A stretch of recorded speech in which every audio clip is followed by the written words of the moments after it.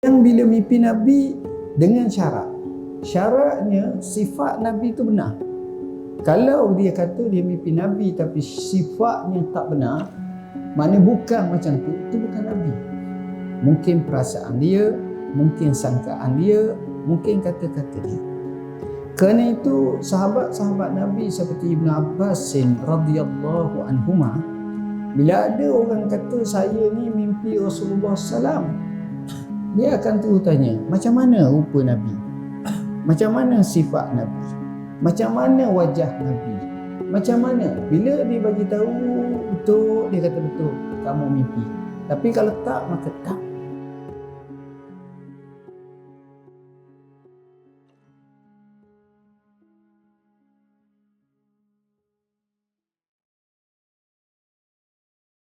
Alhamdulillahillazi hadana lihadza wa ma kunna linahtadiya laula an hadana Allah. Asyhadu an la ilaha illallah wahdahu la syarika lah wa asyhadu anna sayyidana Muhammadan abduhu wa rasuluh. Allahumma salli wa sallim ala sayyidina Muhammad wa ala alihi wa sahbihi wa barik wa sallim, amma ba'd. Yang dikasihi pengurusi masjid, barisan jawatan kuasanya, ashabul fadilah, tutu imam, tutu guru, para alim ulama, sidang Jumaat yang saya kasihi sekalian.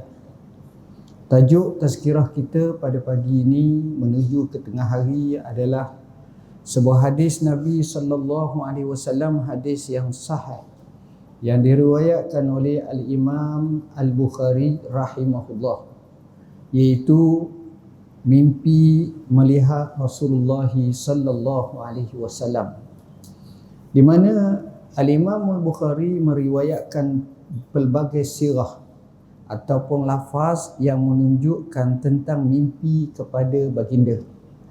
Sabda baginda sallallahu alaihi wasallam, "Man ra'ani fil manam fa innahu yarani fa inna syaitan la yatamassalu bi," atau kama qala. Dan ada lagi pelbagai riwayat. Lebih kurang maksudnya, siapa yang malam bermimpi aku ataupun siapa yang bermimpi melihatku, maka sebenarnya dia melihat aku, kerana syaitan tak mungkin menyerupai denganku. Tuan-tuan dan puan-puan yang dirahmati Allah, hadis ni panjang dibahaskan. Di mana yang pertama suka kita nyatakan bahawa di antara keistimewaan Nabi sallallahu alaihi wasallam, syaitan tak mungkin boleh merupakan Nabi. Nak merupakan Nabi, Allah hijabkan mereka ataupun syaitan, iblis, dia tak boleh nak rupa Nabi. Orang lain dia boleh rupa. Ada riwayat kata syaitan iblis merupakan ibu dan bapa ketika hampir kita wafat, ketika hampir kita mati, nak goda kita, ada disebut. Tapi nak merupakan Rasulullah SAW tak boleh. Ini antaranya. Dan di situ juga supaya kita ni tak keliru. Saya mimpi tengok Rasulullah ni tak. Bila kita sebut macam ini, ada beberapa perkara yang perlu kita fahami. Kenapa syaitan tak boleh rupa dengan Nabi? Kerana itulah kemuliaan Nabi, supaya tidaklah bertukar dan tidaklah mudah untuk digugat.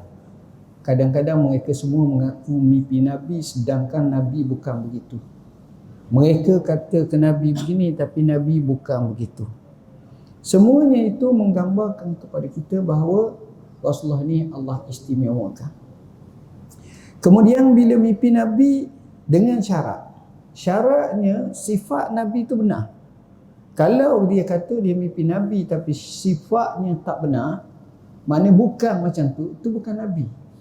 Mungkin perasaan dia, mungkin sangkaan dia, mungkin kata-kata dia. Kerana itu sahabat-sahabat Nabi seperti Ibn Abbas radhiyallahu anhuma, bila ada orang kata saya ni mimpi Rasulullah SAW, dia akan terus tanya, macam mana rupa Nabi?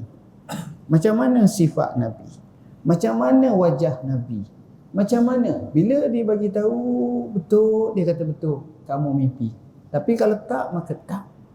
Ini sebahagian daripada perkara.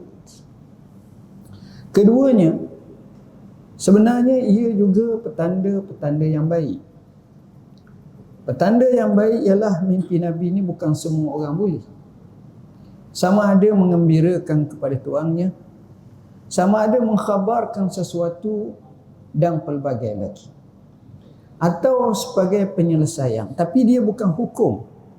Dia bukan hukum yang disyariatkan dan dia bukan sekadar mubasyirat, sekadar nak bagi berita gembira dan panduan dalam sebuah kehidupan ke arah yang lebih baik. Itu mimpi Rasulullah SAW. Saya kisahkan ada seorang ulama besar zaman dulu. Sekitar 300 ke lebih hijrah. Ulama ini dikenali sebagai namanya Al-Hakim. Al-Hakim ni dia ni seorang tok guru yang alim dan handal dalam ilmu hadis. Dan dia juga telah mengkaryakan hadis yang dia ambil berdasarkan mengikut riwayat ataupun mengikut syarat Imam Bukhari dan Imam Muslim. Lalu dinamakan kitabnya Al-Mustadrak. Lebih kurang dalam 3 ataupun 4 jilid. Hebat. Ni tok guru besar ni. Alim sangat. Dia ni menceritakan dalam hidup dia, takdir Allah, dia ni sakit. Sakit dia adalah sakit pada muka dia.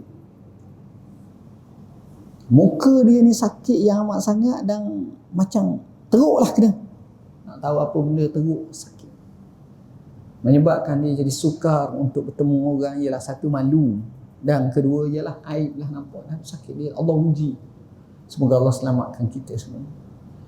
Sakit yang amat sangat ni, sakit.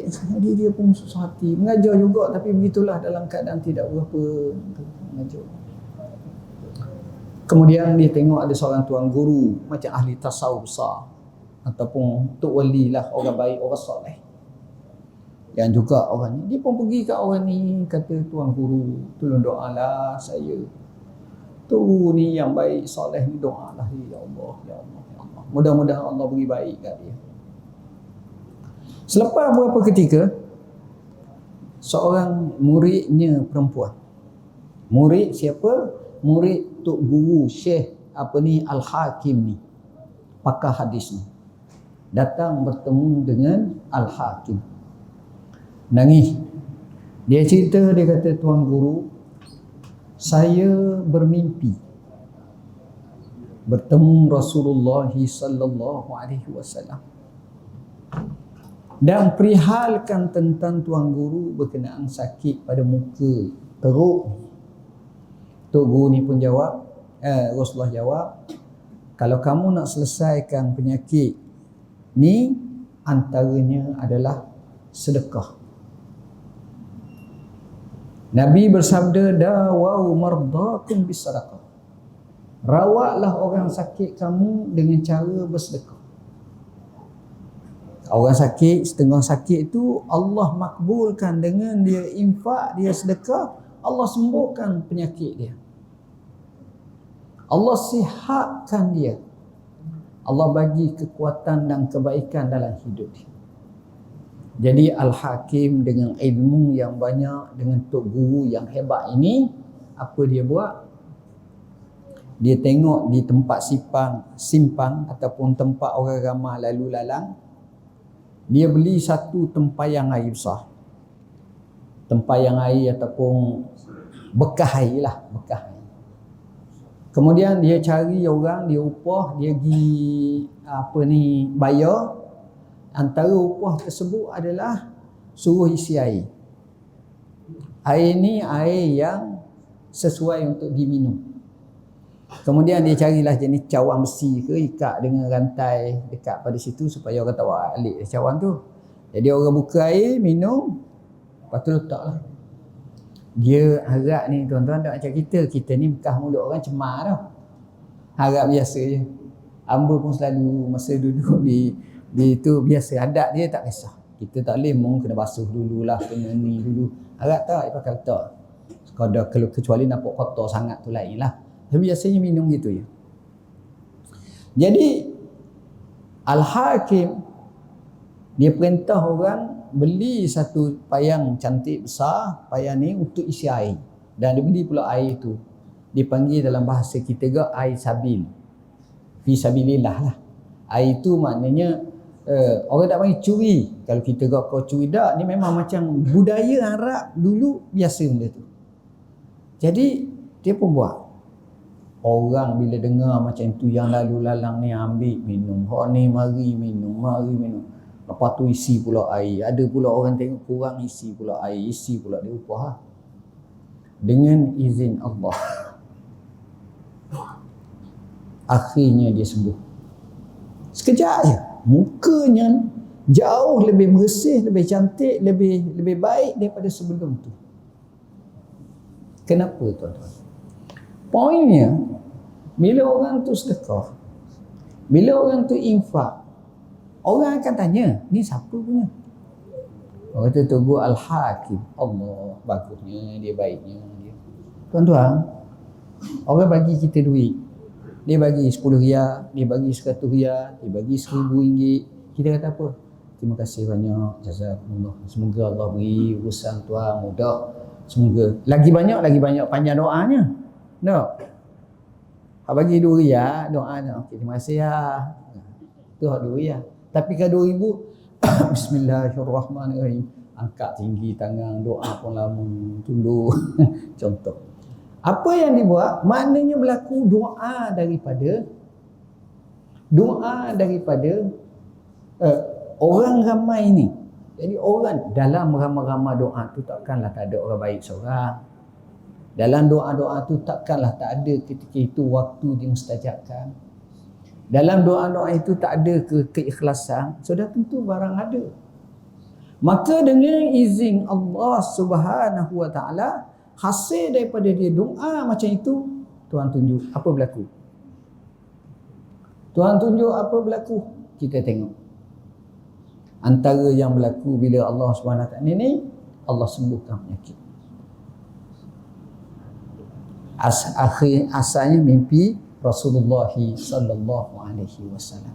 Tapi melalui semuanya perkara yang kita tengok, ada nas hadis yang lain masa Nabi jaga, Nabi sebut mimpi ni macam itulah keadaan. Cuma tuan-tuan, cerita macam ni banyak sangat. Kecuali kita kena tengok riwayat-riwayatnya. Sahabat-sahabat Nabi ada tak mimpi Rasulullah? Ada, ramai. Ada. Sayyidina Umar pernah mimpi, Sayyidina Osman pernah mimpi, Sayyidina Ali pernah mimpi. Ada orang nisbah ada Bilal bin Rabah Al-Habasyi dan ramai lagi. Ada tak di kalangan ulama-ulama generasi tabi'i ataupun tabi'i mimpi? Ada. Al-Hasanul Basri pernah mimpi. Umar ibn Abdul Aziz pernah mimpi. Ada tak di kalangan ulama-ulama mujtahidin ataupun imam-imam yang empat mimpi? Ada. Ada kata Imam Abu Hanifah, ada kata Imam Malik ada mimpi. Imam Malik kata hampir setiap malam dia mimpi. Dia orang Madinah. Tok wali besar, tok alim besar, warak tu. Imam Syafi'i pun ada mimpi. Ada Imam Ahmad pun dia kata mimpi. Ada tak mimpi lain lagi? Ada orang kata Imam Bukhari, ada orang tengok Imam Bukhari, Nabi jalan, lepas tu Imam Bukhari jalan ke belakang dia, ikut tapak dia. Saya baru ni saya pergi ke Uzbekistan. Pergi kat Samarkand. Gilah ziarah kubur makam Imam Bukhari. Syahdu tengok. Inilah tokoh luar biasa. Jadi mimpi-mimpi macam ni banyak tuan-tuan. Ada ke tak ulama-ulama yang lain pula? Ada. Ada. Yang ada hidup lagi pun ada, yang meninggal pun ada. Di Negeri Sembilan ni ada zaman almarhum Syekh Murtada dulu ada buat majlis namanya Convention Tasawuf Sedunia. Ada 2 kali ataupun 3 kali dan lah umur hidup dia masa tu dia dan buat. Salah seorang yang datangnya Syekh Dr. Ahmad Umar Hashim. Masih ada lagi sekarang. Tua dah, mungkin 80 lebih dah sekarang mungkin. Saya baru tengok semalam, bila mana orang tanya dia secara sejujurnya, kamu pernah mimpi Rasulullah tak? Dia jawab. Dia kata pernah. Kali pertama dia mimpi masa dia duduk Mekah, dia kata. Di antara Multazam, dekat Multazam antara pintu Kaabah dengan Hajarul Aswad. Dia tengok Rasulullah SAW. Apa pernah berlaku. Lalu dia khabarkan kepada ayahnya, maka ayahnya takwilkan dengan dua takwilan.